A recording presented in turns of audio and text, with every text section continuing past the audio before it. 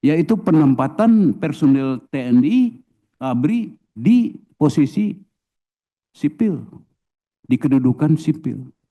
Itu namanya penugas karyaan, bukan dui fungsi. Ada hal yang saya baca ya, seolah-olah timbul kecurigaan. Ini bukan di lingkungan DPR kali ya, tapi lingkungan masyarakat secara luas terhadap rencana undang-undang ini. Seolah-olah akan timbulnya kembali dui fungsi ABRI. Pak Pabri sangat concern masalah ini. Dan Pak Pabri menyatakan tidak akan pernah terjadi kita kembali ke dui fungsi ABRI. Tapi harus jelas Pak ya. Saya ingin menjelaskan di sini apa itu dui fungsi ABRI. Begini, ketika bangsa ini merdeka, ABRI dengan seluruh kekuatan elemen bangsa lainnya merasa bersama-sama telah memerdekakan bangsa ini.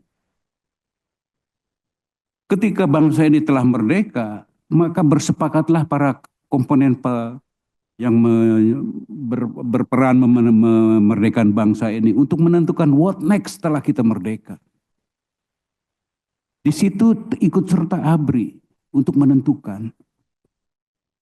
Setelah dicapai penentuan apa yang akan kita capai, maka ABRI dengan kekuatan sosial politik lainnya mempunyai tanggung jawab yang sama untuk bisa membawa bangsa ini menuju ke tujuan nasionalnya.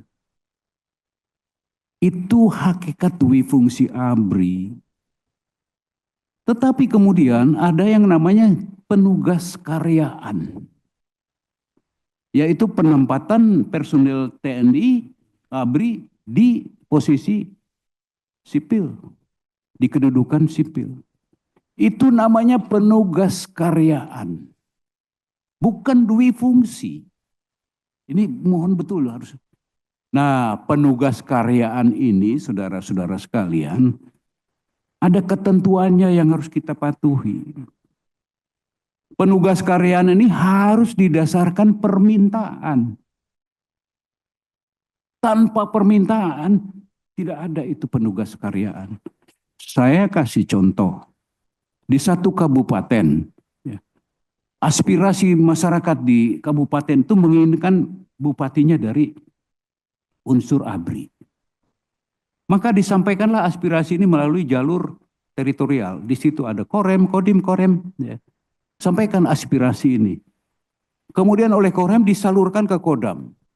Ada permintaan ini. Kodam disalurkan Mabes TNI yang punya Astospol, Kasospol, Aster. Ya. Apalagi unsur yang melibatkan Astospol, Aster ya. Disampaikanlah ke Mabes TNI. Ini ada permintaan. Diolahlah di Mabes TNI. Untuk mencari siapa orang yang paling tepat. Personil ABRI yang paling tepat ditaruh di situ atas permintaan. Maka ditentukanlah melalui seleksi yang ketat seorang yang memenuhi persyaratan untuk bisa memenuhi harapan masyarakat di situ. Maka dikasihlah personil tersebut untuk diproses. Itu penugas karyaan. Jadi apa? Dasarnya adalah permintaan. Tanpa permintaan tidak ada penugas karyaan. Tetapi saudara-saudara, di zaman Orde Baru, disinilah terjadi hal-hal yang menyimpang. Permintaan yang tadi menjadi dasar ditugaskannya seorang perwira atau seorang ABRI di instansi sipil, itu direkayasa. Pendekatan yang terjadi pada saat itu di zaman Orde Baru menjadi kesejahteraan.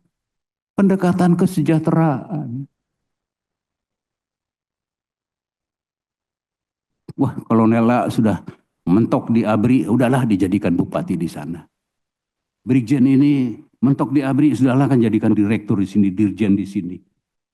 Maijen ini udah mentok di ABRI, udahlah jadi gubernur di sana. Jadi tidak ada permintaan. Permintaan itu direkayasa. Ini zaman Orde Baru. Maka muncullah kemudian puncaknya adalah tahun 98. Rakyat tidak puas terhadap apa yang terjadi. Seolah-olah ABRI ini menempatkan, seolah-olah inilah dewi fungsi ABRI. Oh tidak, itu bukan dewi fungsi ABRI. Itu penugas kerajaan yang salah.